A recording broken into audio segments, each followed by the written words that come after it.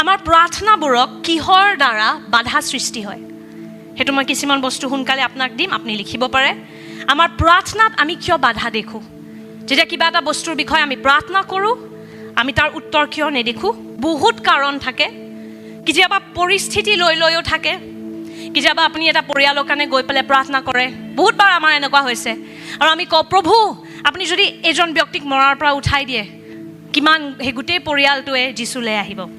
কিন্তু এটা বাক্যত এটা বহুত ইণ্টাৰেষ্টিং এটা কাহিনী এটা আছে যীশুৱে শিকাইছিলে, সেইটো চাগে আমি এদিন মনন কৰিম সেইটোৰ ওপৰত, লাজাৰাছ আৰু ধনী ব্যক্তিজনৰ বিষয়ে। এজন ধনী ব্যক্তি এজন আপুনি বাইবেলত পঢ়িব, সি নৰকলৈ গুচি যায়। লাজাৰাছ এই পৃথিৱীখনত বহুত গৰীব আছিল, কিন্তু সি ঈশ্বৰক গ্ৰহণ কৰাৰ বাবে সি স্বৰ্গলৈ গুচি যায়। আৰু তাৰপিছত সেই ধনী ব্যক্তিজনে কয় যে এই লাজাৰাছক পঠোৱা না, এইটো লাজাৰাছ মাৰিয়ামৰ ভায়েক নহয়, এইটো এটা কাহিনীৰ ৰূপত যীশুৱে নামটো ব্যৱহাৰ কৰে।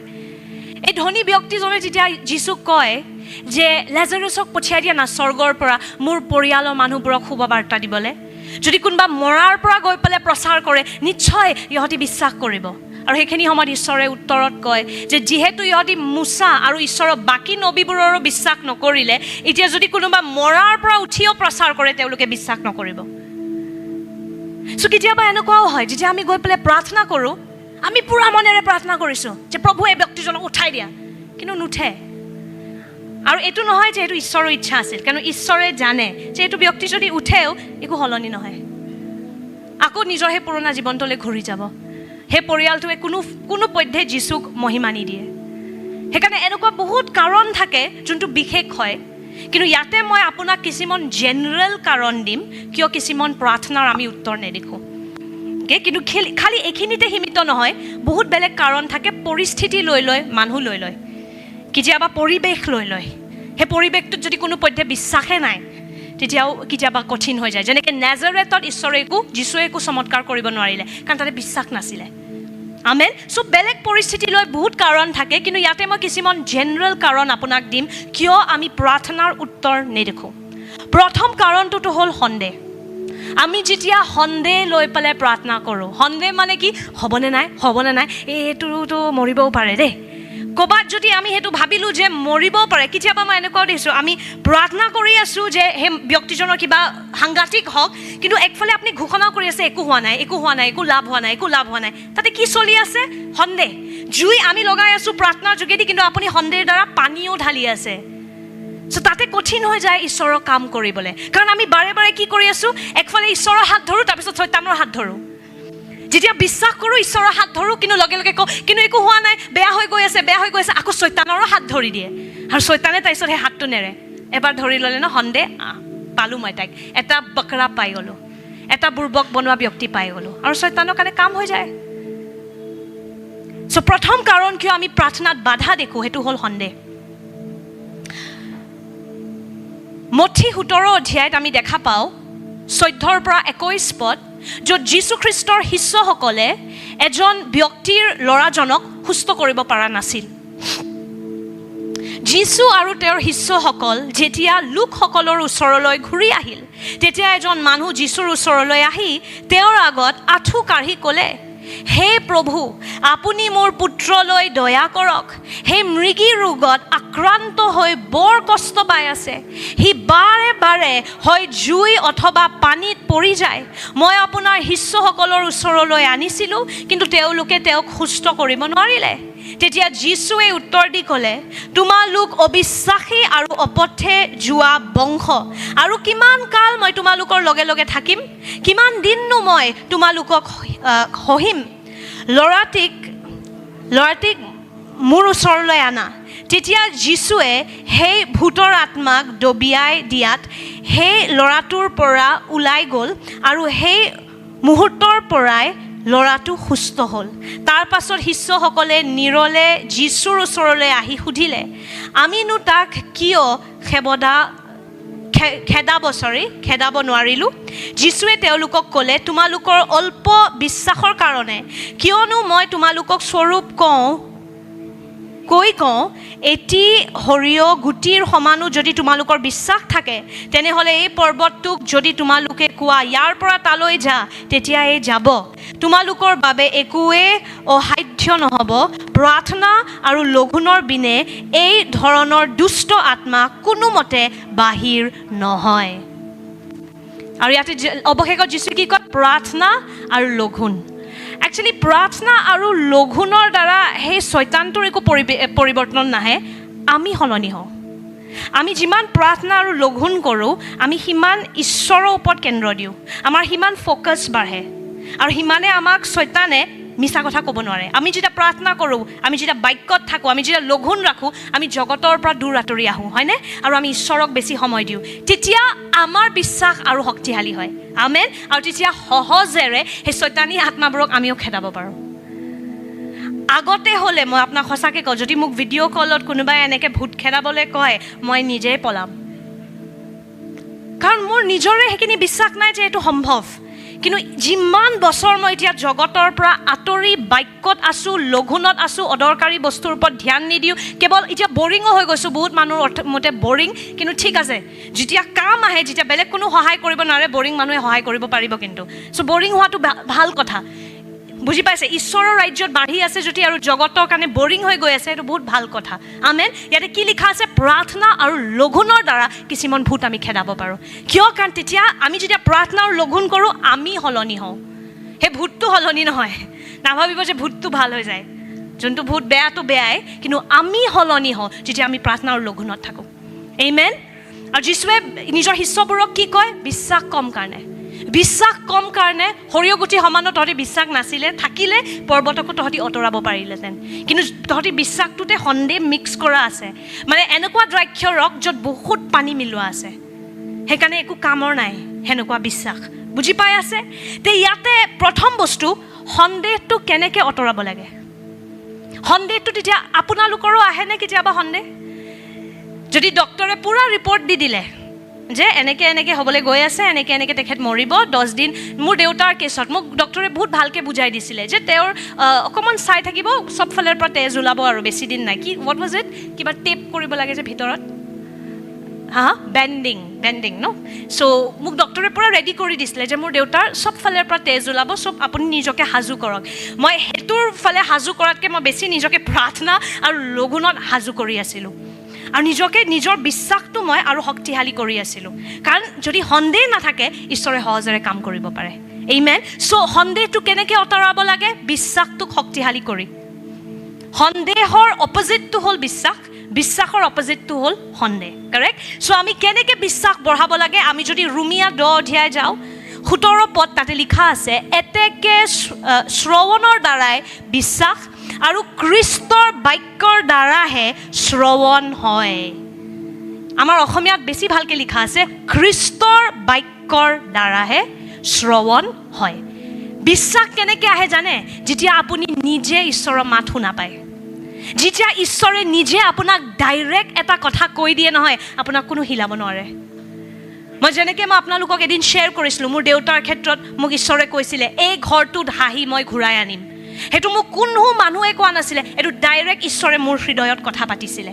আৰু যেতিয়া ঈশ্বৰৰ মাতটো আমি ব্যক্তিগত ৰূপে শুনা পাওঁ, পাষ্টৰৰ পৰা যদি ধাৰ লয় বা বেলেগ বিশ্বাসীৰ পৰা ধাৰ ল'ব চেষ্টা কৰে, আপুনি হিলি যাব, কাৰণ সেইটো আপোনাৰ নিজৰ বাক্য, নিজৰ প্ৰতিশ্ৰুতি নহয়।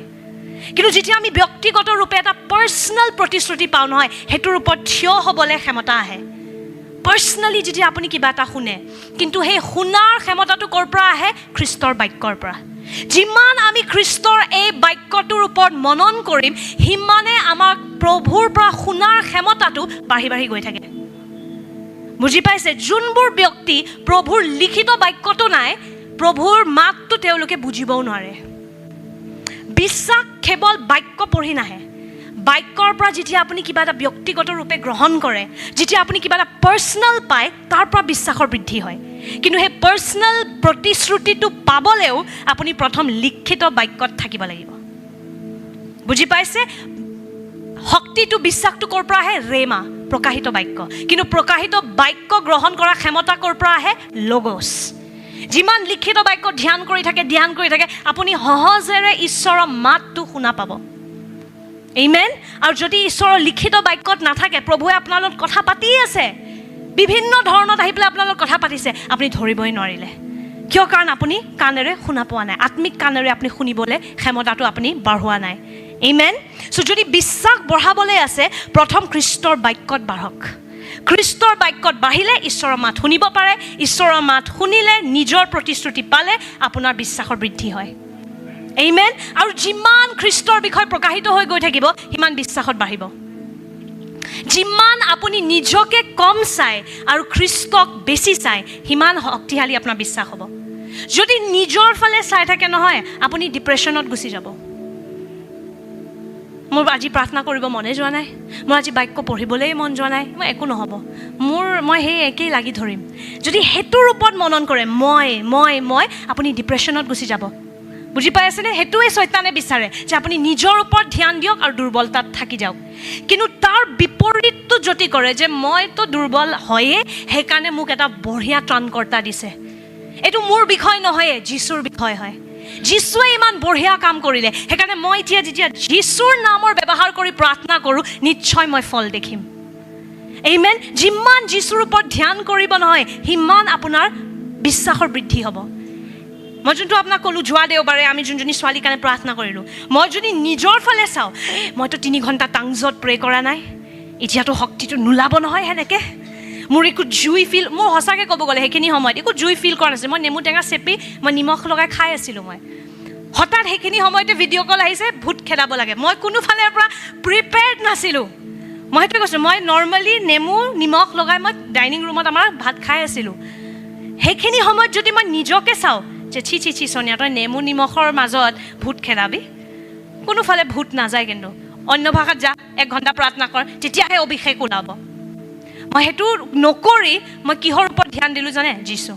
হ'ব পাৰে যীশু মই নেমু নিমখ খাই আছিলোঁ, কিন্তু তোমাৰ বলিদানটো ইমানেই পাৰফেক্ট যে যেতিয়াই মই তোমাৰ নামত প্ৰাৰ্থনা কৰোঁ, মই উত্তৰ দেখিমে।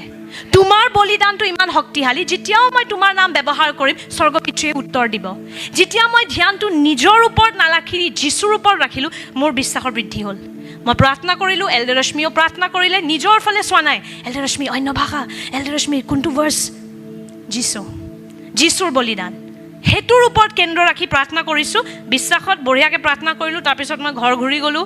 তাৰপিছত খবৰ আহিছে নেক্সট ডে তাই মুক্ত, তাই বঢ়িয়াকৈ এতিয়া জীৱন যাপন কৰি আছে। চ' যদি বিশ্বাসত বাঢ়িব খুজিছে, নিজৰ পৰা কেন্দ্ৰ আঁতৰাওক আৰু খ্ৰীষ্টৰ বলিদানৰ ওপৰত কেন্দ্ৰ দিয়ক। আমেন।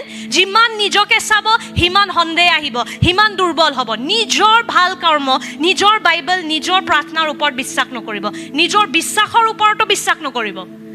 মোৰ ফেথ, কেতিয়াবা আপোনাৰ সেই ফেথটো হিলি যাব। আপোনাৰ বিশ্বাসৰ ওপৰতো ইমান বিশ্বাস নকৰিব, খ্ৰীষ্টৰ বলিদানৰ ওপৰত নিজৰ সম্পূৰ্ণ বিশ্বাস ৰাখি দিয়ক।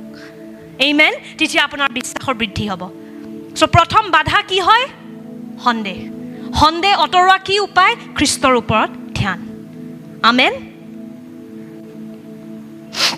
মাৰ্ক 11:24 যীশুৱে কৈছে, এই হেতুকে মই তোমালোকক কওঁ, তোমালোকে প্ৰাৰ্থনা কৰি যি খোজা, সেই সকলোকে পালোঁ বুলি বিশ্বাস কৰা, তেতিয়াহে পাবা। প্ৰাৰ্থনা কৰাৰ পিছত নহয়, ফূৰ্তি কৰা আৰম্ভ কৰক, হৈ গ'ল, ফিনিছড। আমি যেতিয়া দেউতাৰ কাৰণে প্ৰাৰ্থনা কৰিছিলোঁ, তাৰ নেক্সট আমি কি কৰিছোঁ? দেউতাৰ অফিচৰ জোতা ওলাই, জোতা পলিচ, দেউতাৰ অফিচৰ শ্বাৰ্ট ইস্ত্ৰি কৰা আৰম্ভ কৰিছোঁ। এইটো নহয় যে মই প্ৰাৰ্থনা কৰি আছোঁ, দেউতা উঠি আহিব, কিন্তু তাৰ লগে লগে কফিনটো ৰেডি কৰিছা ন? আচ্ছা, কফিনটোৰ কালাৰ কি হ'ব? কবৰটোৰ কালাৰ কি হ'ব? একফালে সুস্থতাৰ কাৰণে প্ৰাৰ্থনা, একফালে কবৰ কাৰণে আপুনি ৰেডি কৰি আছে। আপুনি দুইফালে জুই আৰু পানী দুটাই মিক্স কৰি আছে, কোনোফালে একো কাম নিদিয়ে। যদি প্ৰাৰ্থনা কৰিছে, বিশ্বাস কৰক, হৈ গ'ল। আৰু তাৰপিছত সেনেকেই কাম কৰা আৰম্ভ কৰক। আমি যেতিয়া বিশ্বাস কৰিলোঁ দেউতা অফিচ যাব, আমি সেনেকৈ ৰেডি কৰিছোঁ, অফিচৰ জোতা, অফিচৰ কাপোৰ ৰেডি কৰিছোঁ, কাৰণ যাবই। আমেন। যেতিয়া আপুনি বিশ্বাস কৰে, তেতিয়া সেইটো আপোনাৰ কাৰণে হ'বই বুলি যীশুৱে কৈছে। আমেন। দ্বিতীয়, ভুল উদ্দেশ্যৰে যেতিয়া আমি প্ৰাৰ্থনা কৰোঁ, মনত কৰিব যে আমাৰ ঈশ্বৰে সদায় আমাৰ হৃদয়খন চায়। আপুনি যেনেকুৱা বস্তুৰ বিষয়ে প্ৰাৰ্থনা কৰে, যদি উদ্দেশ্য ভুল, মানে চৰিত্ৰত গোলমাল আছে, আৰু যদি চৰিত্ৰত গোলমাল আছে, প্ৰভুৱে আপোনাক সেই আশীৰ্বাদবোৰ দিব নোৱাৰে। আমেন। কাৰণ ঈশ্বৰে কিহৰ ওপৰত ধ্যান দিয়ে? হৃদয়। কিহৰ ওপৰত ধ্যান দিয়ে? চৰিত্ৰ। আমেন।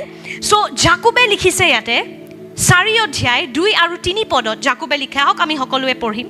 1, 2, 3 আপোনালোকৰ যি নাই তাকে পাব বিচাৰে কিন্তু নাপায় তেতিয়া আপোনালোকে বধ কৰে আৰু হিংসা কৰে কিন্তু তেতিয়াও আপোনালোকৰ অভিলাষ পূৰণ নহয় হেয়েহে আপোনালোকে কাৰ্য্য কৰে মাৰপিট কৰে আপোনালোকে যি বিচাৰে হেয়া নাপায় কাৰণ আপোনালোকে ঈশ্বৰৰ ওচৰত নিবিচাৰে আপোনালোকে বিচাৰে আৰু বিচাৰিলেও নাপায় কাৰণ আপোনালোকে অসৎ উদ্দেশ্য ৰাখি বিচাৰে কি লিখা আছে অসৎ উদ্দেশ্য ৰাখি বিচাৰে মানে ভুল উদ্দেশ্য লৈ পেলাই বিচাৰে আপোনালোকে কেৱল নিজৰ ভোগ বিলাস পূৰণ কৰিবৰ কাৰণে বস্তুবোৰ বিচাৰে যদি প্ৰভুক কয় প্ৰভু 1 crore দি দিয়া 1 crore কিন্তু প্ৰভুৱে জানে সেই 1 crore লৈ উদ্দেশ্য কি তাইক দেখাম নহয় মোক বৰ গৰীব বুলি হাঁহিছিলে এতিয়া চাও কোন গৰীব যদি হেনেকুৱা হৃদয় লৈ পেলাই আমি আশীৰ্বাদ বিচাৰো প্ৰভুৱে নিদিয়ে 1 crore 1 কোটি টকা সম্ভালিবলৈ আপোনাৰ চৰিত্ৰ আহা নাই 1 কোটি টকা পাব নেক্সট ডে আপুনি যিশুক ত্যাগ দিলে হৈ গ'ল মণ্ডলীৰ পৰা আউট এনেকুৱা কিমান মানুহ হৈছে পাষ্টৰ চাকৰি আৰু এতিয়া নাহা হ'ল কিয় চাকৰিৰ কাৰণে এনেকুৱা মানুহ দেখিছোঁ সুস্থ হোৱাৰ কাৰণে সেই সুস্থতাটোৰ কাৰণেও এতিয়া বেলেগ বেমাৰ ওলাই গ'ল মই এইটোৰ পৰা সুস্থ হৈ গ'লো যে এতিয়া মোৰ বেলেগ এটা বেমাৰ আহি গ'ল সেইকাৰণে মই গীৰ্জা আহিব নোৱাৰোঁ যেতিয়া আমি ভুল উদ্দেশ্য লৈ পেলাই প্ৰাৰ্থনা কৰোঁ আমি আমাৰ প্ৰাৰ্থনাৰ ফলবোৰ দেখা নাপাম বহুত বাৰ যেতিয়া আমি ৰোগীসকলৰ কাৰণে আগতে প্ৰাৰ্থনা কৰোঁ মই কেতিয়াও সুস্থতা দেখা নাপাওঁ জানে কেতিয়াও দেখা নাপাওঁ সবফালে আৰু মই প্ৰাৰ্থনা কৰাৰ পিছত হৈ গ'ল তাৰপিছত বেলেগ কোনোবা যায় আৰু প্ৰাৰ্থনা কৰে সিহঁতি সুস্থ হৈ যায় মই ভাবোঁ প্ৰভু মই প্ৰাৰ্থনা কৰোঁতে কিয় নহ'ল আৰু প্ৰভুৱে কয় তই দেখুৱাবলৈ বিচাৰিছিলি যে তই বিচাৰিছিলি যে তোৰ প্ৰশংসা হওক যে সোনিয়াই চুই দিলে চা সুস্থ হৈ যায় চ' প্ৰভুৱে আমাৰ হৃদয়খন চায় যদি আমাৰ উদ্দেশ্যবোৰ ভুল প্ৰভু সুস্থ কৰা না যাতে মই ডিকন বনি যাওঁ প্ৰভু মোৰ দ্বাৰা চমৎকাৰ কৰা না যাতে মই পাদ্ৰী বনি যাওঁ যাতে মোক সমাজত সন্মান দিয়ে যদি সেইবোৰ উদ্দেশ্য লৈ পেলাই আমি প্ৰাৰ্থনা কৰোঁ আমি প্ৰাৰ্থনাৰ ফলবোৰ দেখা নাপাওঁ জাকুবে কৈছে ভুল উদ্দেশ্য লৈ পেলাই প্ৰাৰ্থনা কৰিলে আমাৰ প্ৰাৰ্থনাবোৰৰ ফল আমি উত্তৰবোৰ নাপাওঁ আমেন 3 নম্বৰ যেতিয়া আমি ঈশ্বৰৰ ইচ্ছাৰ বাহিৰত প্ৰাৰ্থনা কৰোঁ যিশুৱে কেতিয়াও কোৱা নাই মোৰ তালে আহা যি বিচাৰা তোমাক দিয়া যাব কিছুমান পাদ্ৰীয়ে এনেকুৱা ভাৰ্ছ বনায় এইবোৰ ভাৰ্ছ বাক্যত নাই মোৰ তালে আহা আৰু যি বিচাৰা সেইটো তোমাক দিয়া যাব সেইটো বাক্যত ক'তো লিখা নাই সেইকাৰণে আপুনি যাতা খোজে প্ৰভু প্লিজ সেই এক্স বয়ফ্ৰেণ্ডটোক মোলৈ লৈ আনা সেই এক্স বয়ফ্ৰেণ্ডটো আপোনাৰ কাৰণে ঈশ্বৰৰ বিপৰীত হয় একদম কোনোফালে ঈশ্বৰৰ বাক্যৰ মতে সেই এক্সটো নহয় আপোনাৰ কাৰণে কিন্তু আপুনি কৈ আছে এক্সটোক লৈ আনা তাৰপিছত যেতিয়া XYZ নাহে আপুনি জিজাছক ত্যাগ কৰি গুচি যায় আৰু কয় কিয় কাম নিদিলে কাৰণ যিশুৱে কেতিয়াও কোৱা নাই মোৰ তালৈ আহা যি বিচাৰা তোমাক দিম সেইটো বাক্য নহয় যিশুৱে পুৰা বাক্যটো কি কৈছে আহক আমি চাম যোহন 15:7 তোমালোক যদি মোত থাকা আৰু মোৰ শিক্ষাও যদি তোমালোকত থাকে তেনেহ'লে যি ইচ্ছা কৰা তাকে খোজা সেয়াই তোমালোকলৈ কৰা হ'ব চ' কি প্ৰথমটো কি তোমালোকে মোৰ বাক্যত থাকিব লাগিব মোৰ ইচ্ছাত থাকিব লাগিব আমেন কি লিখা আছে মোত যদি থাকা যিশুত যদি থাকোঁ আৰু যদি তেওঁৰ শিক্ষাবোৰো আমাৰ ভিতৰত থাকে তেতিয়া যিশুৰ শিক্ষাৰ মতে যদি আমি প্ৰাৰ্থনা কৰোঁ তেতিয়া আমি ফল দেখিম আমেন যিশুৰ শিক্ষাৰ বিপৰীত যে প্ৰভু যিশু এই মানুহটোৱে মোৰ ইমান তাৰণা কৰি আছে সি মৰি যাওক আৰু মোক সেইদিনাখন ঈশ্বৰে কৈ আছিল এইটোৱে পাৰ্থক্য হয় শয়তানী মানুহবোৰেও কিবা ধৰণৰ প্ৰাৰ্থনা কৰে যোনবোৰ মানুহ যাদুটনা কৰে যোনবোৰ মানুহে উইচ ক্ৰাফ্ট কৰে উইচ বুলি কয় what's which called in Assamese I don't know ডাইনী ডাইনী ন চ' ডাইনীবোৰেও কিবা কিবি কৰে বিশ্বাসীও আমি প্ৰাৰ্থনা কৰোঁ কিন্তু পাৰ্থক্য কি হয় শয়তানী মানুহবোৰে মানুহ বধ হ'বলৈও প্ৰাৰ্থনা কৰে দেখিছে ন চিনেমাবোৰত কিবা কিবি লগাই মেলি সেই মানুহটোৰ যাতে কষ্ট হওক সেই মানুহটোৰ যাতে মৰে সেনেকুৱা প্ৰাৰ্থনা বিশ্বাসীয়ে কেতিয়াও কৰিব নোৱাৰে কিয় কাৰণ সেইটো ঈশ্বৰৰ ইচ্ছাৰ বিপৰীত হয় যিমানে আপোনাক কোনোবাই কষ্ট নিদিয়ক কিয় আপুনি কেতিয়াও প্ৰাৰ্থনা কৰিব নোৱাৰে যে সেই মানুহজন মৰি যাওক সেইটো কেতিয়াও আমাৰ প্ৰাৰ্থনা হ'ব নোৱাৰে আমাৰ কাৰণে তাৰণা আৰু বাঢ়িবলৈ গৈ আছে আমাক ঈশ্বৰে ৰেডি কৰি আছে তাৰণা বাঢ়িব চবফালৰ পৰা আৰু কেতিয়াবা মন যাব প্ৰাৰ্থনা কৰোঁ নেকি মৰি যাওক কিন্তু সেইটো মনত কৰিব ঈশ্বৰৰ ইচ্ছাৰ বিপৰীত কাৰণ ঈশ্বৰৰ ইচ্ছা কি হয় সকলোৱে পৰিত্ৰাণ পাওক সকলোৱে ঈশ্বৰক জানক আমেন ঈশ্বৰৰ ইচ্ছাৰ বাহিৰত প্ৰাৰ্থনা কৰিলে আমি কেতিয়াও ফল দেখা নাপাওঁ আমেন কিন্তু য'ত আপুনি ঈশ্বৰৰ ইচ্ছাৰ মতে প্ৰাৰ্থনা কৰে তাতে আপুনি চিন চমৎকাৰ নিশ্চয় দেখিব আমেন আৰু 4 নম্বৰটো কি হ'ল যেতিয়া আমি হৃদয়ত ক্ষমাহীনতা লৈ পেলাই বা তিক্ততা লৈ পেলাই যেতিয়া প্ৰাৰ্থনা কৰোঁ তেতিয়াও আমি প্ৰাৰ্থনাৰ উত্তৰ নেদেখোঁ। কাৰণ যেতিয়া আপোনাৰ হৃদয়ত কাৰোবাৰ প্ৰতি তিক্ততা থাকে সেইটো কি হয়? অহংকাৰ। আপোনাৰ অহংকাৰ আছে। আপুনি ভাবে মোৰ পাপবোৰ ক্ষমা কৰিব পাৰা কাৰণ মোৰ পাপ সৰু, কিন্তু এইজন ব্যক্তিৰ পাপ ক্ষমা নকৰিবা কাৰণ তেওঁৰ পাপবোৰ বহুত ডাঙৰ। আপুনি নিজকে তাতে আপুনি বুজি পাইছেনে কণ্ট্ৰডিক্ট কৰি আছে। আপুনি নিজৰে বিপৰীত গৈ আছে।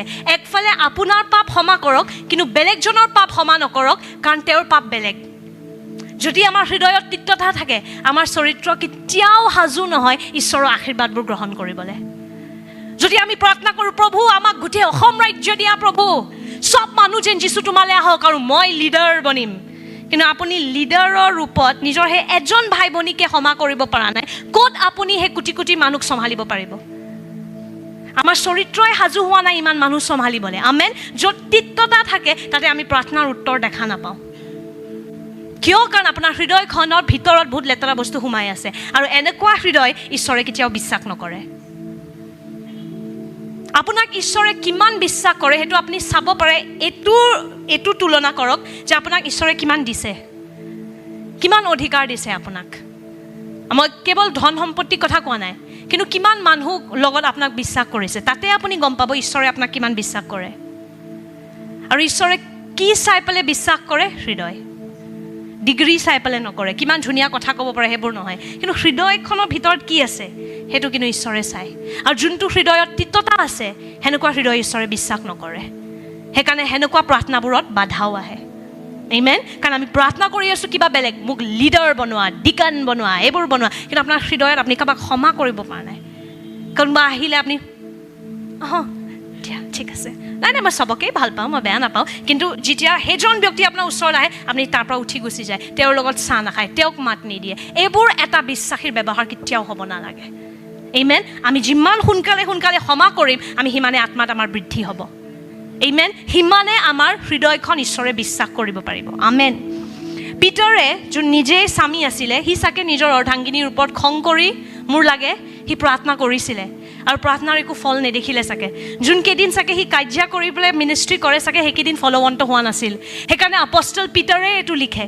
প্ৰথম পিটাৰ 3:7 পিটাৰে কয় আমাক, সেইদৰে সেই স্বামীসকল আৰু এজন বেলেগ স্বামী আপোনাক শিক্ষা দি আছে, সেইদৰে সেই স্বামীসকল আপোনালোকতকৈ স্ত্ৰীসকল মাটিৰ পাত্ৰৰ দৰে কোমল, জীৱনৰূপ অনুগ্ৰহৰ সহকাৰিণী বুলি জানি আপোনালোকৰ প্ৰাৰ্থনা যেন বাধা নজন্মে এই কাৰণে তেখেতসকলৰ সৈতে জ্ঞানমতে সহবাস কৰি তেখেতসকলক সমাদৰ কৰক।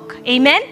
পিটাৰে কৈ আছে ইয়াতে যাতে আপোনাৰ প্ৰাৰ্থনাত বাধা নাহে, নিজৰ অৰ্ধাংগিনীবোৰক সন্মান দিয়ক। মানে যদি হৃদয়ত কাৰোবাৰ বিষয়ে খং থাকে, ঘৃণা থাকে, প্ৰাৰ্থনাবোৰ বাধা আহে। সেইকাৰণে যদি আপুনি কিবা বস্তুৰ বিষয়ে প্ৰাৰ্থনা কৰি আছে আৰু ফল দেখা নাই, পবিত্ৰ আত্মাৰ লগত বহক আৰু পবিত্ৰ আত্মাক সৎভাৱে সোধক যে প্ৰভু এনেকুৱা কিবা আছে নেকি, এনেকুৱা কোনোবা আছে নেকি যাক মই ক্ষমা কৰা নাই, সেইকাৰণে মোৰ এইটো হৈ আছে নেকি, সেইকাৰণে মোৰ বাধা পৰি আছে নেকি। আৰু পবিত্ৰ আত্মাই আপোনাক দেখাব যে ক'ৰবাত এটা কোণাত সেই 2-3 বছৰ হোৱা ঘটনাটোৰ পৰা আপুনি যে উভতি আহিব পৰা নাই, সেইটোৰ কাৰণে আপুনি আগবাঢ়িব পৰা নাই। আৰু পবিত্ৰ আত্মাই আপোনাক দেখাব কাক কেতিয়া ক্ষমা কৰিব লাগে। কাৰণ প্ৰভুৰ কাৰণে চব বস্তু ইয়াৰ পৰা আৰম্ভ হয়। Amen. ইয়াৰ পৰা আৰম্ভ নহয়, ইয়াৰ পৰা আৰম্ভ হয়। Everything in God's kingdom starts with the heart. Amen. And so you have to keep checking the condition of your heart. নিজৰ হৃদয়ৰ কণ্ডিশ্যনটো, পৰিস্থিতিটো আপোনালোকে চাই থাকিব। যদি শক্তিশালী প্ৰাৰ্থনা দেখিবলৈ বিচাৰিছে, প্ৰেমত বাঢ়ক। এটাই ৰহস্য আছে, যদি আপুনি বিচাৰে আপুনি শক্তিত খোজকাঢ়িব, প্ৰথম প্ৰেমত খোজকাঢ়িবলৈ শিকক। যদি প্ৰেম নাই, প্ৰভুৱে নিজৰ শক্তিটো আপোনাক দিব নোৱাৰে, কাৰণ আপুনি শক্তিটোৰ ভুল ব্যৱহাৰ কৰিব। লুচিফাৰ আপুনি চাব পাৰে, শক্তি আৰু যদি প্ৰেম নাথাকে কি হয় সেইটো আপুনি শয়তানত দেখা পায়। শয়তানৰ শক্তি আছিল, লুচিফাৰ এটা বহুত শক্তিশালী স্বৰ্গদূত আছিল, কিন্তু তাৰ প্ৰেম নাছিলে। Power without love, you see what happened to Lucifer. He had power, no love. No love. But when power and love move together, you see what happens in the life of Jesus. যিশুৰ জীৱনত দেখা পায় যেতিয়া প্ৰেম আৰু শক্তি একেলগে খোজ কাঢ়ে। আৰু প্ৰেমটোৱে এটা বিশ্বাসীৰ সবচে ডাঙৰ শক্তি, আপুনি জানেনে নাই? মই আগতে আপোনাক কৈছোঁ, যেতিয়া কোনোবাই আপোনাক ঠুকে, আপোনাক অস্বীকাৰ কৰে, আপোনাক এঘৰীয়া কৰে, কিন্তু যেতিয়া সেই পৰিয়ালটোৰ সহায় লাগে আপুনি খং নকৰাকৈ যেতিয়া দেখিছা নহয় কি হ'ল তোমাৰ মোক অপমান কৰি সেইবোৰ নকৈ যেতিয়া আমি মৰমত গৈ একো নাই যি হৈছে মই আপোনাক সহায় কৰি আছোঁ সেইটোৱে হয় এটা বিশ্বাসীৰ সবচে ডাঙৰ ছুপাৰ পাৱাৰ বাকী সব জগতৰ মানুহে কি কৰিব মোৰ দাঁত ভাঙিছ মই তোৰ দাঁত ভাঙিম মোৰ চকু ফুটাইছ মই তোৰ চকু ফুটাম সেইটো হ'ল গোটেই জগতৰ ব্যৱহাৰ কিন্তু যীশু খ্ৰীষ্ট এটা বেলেগ সংস্কৃতি আমাক দেখাই গ'ল এটা বেলেগ শক্তি য'ত তই মোক যিয়ে কৰ তই মোৰ হৃদয়ত ঘৃণা আনিব নোৱাৰ That is the believer's superpower. Love is the believer's biggest superpower. More than healing the sick, more than raising the dead, the biggest power we can operate in is love. সবচে ডাঙৰ শক্তি যোনটো বিশ্বাসীৰ তাত আছে প্ৰেম আৰু প্ৰেমত যিমান বাঢ়িম সিমান বেলেগ শক্তি চিন চমৎকাৰ এনেই হ'ব যীশুৱে যেতিয়াও কাৰোবাৰ কাৰণে প্ৰাৰ্থনা কৰিছিল সদায় প্ৰেমত প্ৰাৰ্থনা কৰিছিল লাজাৰাছক মৰাৰ পৰা উঠোৱা আগতে যীশুৱে নিজে প্ৰথম মাৰিয়ামৰ লগত কান্দে কি কান্দাটো কি দৰকাৰ আছিল জানে মই উঠাবই পাৰোঁ ইমান একো ডাঙৰ কথা নহয় লাজাৰাছ ওলাই আহ কিন্তু যীশুৱে সেইটো কৰা নাই সেইখিনি সময়ত যীশু সম্পূৰ্ণৰূপে এজন পুৰুষ সময় লৈছে মাৰিয়ামৰ বিষটো বুজিবলৈ মাৰ্থাৰ দুখটো বুজিবলৈ তেওঁ কান্দিছে দুইজনী ভণ্টিৰ লগত যে তেওঁলোকৰ ভাইটি মৰি গ'ল দাদা মৰি গ'ল লাজাৰাছ মৰি গ'ল বিষটো বুজিছে তাৰ পাছত যেতিয়া প্ৰাৰ্থনা কৰিছে তাতে চিন চমৎকাৰ হৈছে তাতে পুনৰুত্থান হৈছে আমেন যেতিয়া আমাৰ হৃদয়খন প্ৰেমেৰে ভৰি পেলাই আমি প্ৰাৰ্থনা কৰোঁ নহয় তেতিয়া আপুনি ৰেডি হৈ যাওক আপুনি চিন চমৎকাৰ দেখিবই যোনবোৰ মানুহ মই দেখিছোঁ আজিকালি বহুত শক্তিটো মিনিষ্ট্ৰি গ্ৰ' কৰি আছে এটা বস্তু গোটেইকেইটাৰ আছে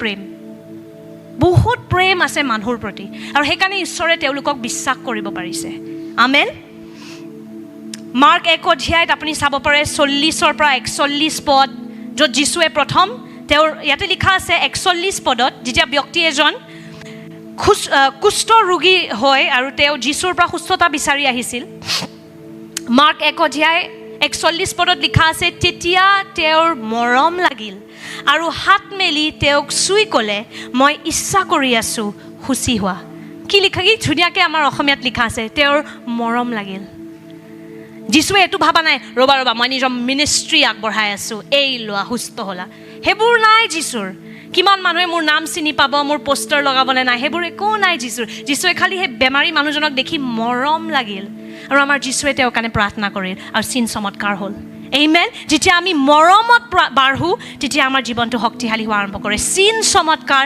আমাৰ অনুসৰণ কৰা আৰম্ভ কৰে আমেন মথি 14 অধ্যায়তো আপুনি যদি পঢ়ে ঘৰ গৈ পঢ়িব 14 অধ্যায় 14 পৰা 21 পদ ইয়াতেও আপুনি দেখা পায় কেনেকৈ যেতিয়া বহুত মানুহ বেমাৰী মানুহ ৰোগী মানুহ যীশুলৈ আহিল ইয়াতে লিখা আছে যীশুৰ তেওঁলোকৰ প্ৰতি মৰম আহিল মৰম লাগিল তাৰ পাছত যেতিয়া যীশুৱে তেওঁৰ কাৰণে প্ৰাৰ্থনা কৰিলে 14 পদত লিখা আছে তেওঁ নাৱৰ পৰা নামি মানুহৰ বৃহৎ দলটো দেখা পাই তেওঁলোকৰ আগলৈ আহিল তাতে সেই লোকসকলৰ যীশুৰ মৰম লগাত তেওঁলোকৰ ৰোগবোৰ সুস্থ কৰিলে কিন্তু আৰম্ভণিত কি যীশুৰ মৰম লগাত তেওঁলোকৰ ৰোগবোৰ সুস্থ কৰিলে প্ৰথম আৰম্ভণি কিহেৰে হয় মৰম যদি কাৰোবাৰ প্ৰতি খং আছে কিন্তু দেখাম যীশুৱে কেনেকৈ সুস্থ কৰে কিন্তু তোক দেখিব মন নাই আমি ফল নেদেখিম প্ৰথম যেতিয়া আমি কাৰোবাৰ কাৰণে প্ৰাৰ্থনা কৰিবলৈ আমাক কোনোবাই মাতে নহয় অকণমান সময় ল'ব নিজে সময় ল'ব মই পাৰ্চনেলি কৰোঁ যেতিয়া মোক কোনোবাই মাতে কাৰোবাৰ হস্পিটেলত বেমাৰ হৈছে কাৰোবাৰ ঘৰত কোনোবা ৰোগী আছে মই ঘজংকৈ নিজৰ কিবা উস্তাদি মাৰি নাযাওঁ প্ৰথম নিজকে আমি নিজৰ একান্ত সময়ত নম্ৰ কৰোঁ আৰু প্ৰভুক কওঁ প্ৰভু মই এজন ব্যক্তিক প্ৰাৰ্থনা কৰিবলৈ গৈ আছোঁ মই যেন বাধা বনি নাযাওঁ মোৰ হৃদয়খন যেন বাধা বনি নাযাওক প্ৰভু মোৰ হৃদয়খন প্ৰেমেৰে ভৰি দিয়া আমেন আৰু আপুনি চাব যিমান আপোনাৰ ঈশ্বৰৰ লগত ঘনিষ্ঠ সম্বন্ধ হৈ গৈ থাকিব যিমান ঈশ্বৰৰ লগত আপুনি বাৰ্তালাপত থাকিব সিমান তেওঁ আপোনাৰ হৃদয়খন মানুহৰ প্ৰতি প্ৰেমেৰে ভৰি দিব এটা অলৌকিক প্ৰেম কিছুমান মানুহ যোন হ'ব পাৰে সৰুৰ পৰা স্বাৰ্থপৰ আছিল কিন্তু যেতিয়া যীশুৰ লগত আগবাঢ়ে তেওঁৰ চৰিত্ৰ চেঞ্জ হৈ যায় তেওঁলোক মৰমীয়াল হোৱা আৰম্ভ কৰে আমেন মৰমত বাঢ়িলে শক্তিত বাঢ়িব এই ৰাজ্যখনত আগবাঢ়াৰ এটাই উপায় আছে মৰম যদি মৰমত নাবাঢ়ে কিন্তু ঠিকছে ফাষ্টিং কৰে ঠিকছে প্ৰাৰ্থনা কৰে আপুনি ফেৰিচী বনি আছে ফেৰিচীবোৰেও ঠিকছে প্ৰাৰ্থনা কৰিছিল লঘোণ ৰাখিছিল বাক্য তেওঁলোকৰ পূৰা মনত আছিল কিন্তু এটা পাৰ্থক্য আছিল তেওঁলোকৰ প্ৰেম নাছিল মানুহৰ প্ৰতি এই মহিলাজনীক মাৰি পেলা কেনেকৈ বচাওঁ পাপীবোৰক, সেইটো ফেৰিচীবোৰৰ হৃদয়ত কেতিয়াও অহাই নাছিল। কেনেকৈ মাৰিব পাৰোঁ, কেনেকৈ দণ্ড দিব পাৰোঁ। সেইকাৰণে আমি সাৱধান হ'ব লাগে। আমি যদি প্ৰাৰ্থনা কৰোঁ, লঘোণ ৰাখোঁ, বাক্য পঢ়োঁ, কিন্তু যদি প্ৰেমত বাঢ়া নাই, আমি ফাৰিচী বনি যাব পাৰোঁ। সেইকাৰণে প্ৰথম ঈশ্বৰৰ ৰাজ্য যদি আগবাঢ়িব বিচাৰিছে, আমি প্ৰেমত বাঢ়াটো দৰকাৰ। আৰু প্ৰেমত কেনেকৈ বাঢ়িব? ঈশ্বৰৰ লগত গৈ পেলাই, ঈশ্বৰৰ লগত বন্ধুত্বটো বঢ়াই পেলাই। আমেন। যিমান ঈশ্বৰক টাইম দিব, সিমানে তেওঁ আপোনাৰ হৃদয়খন প্ৰেমেৰে ভৰি দিব। আমেন।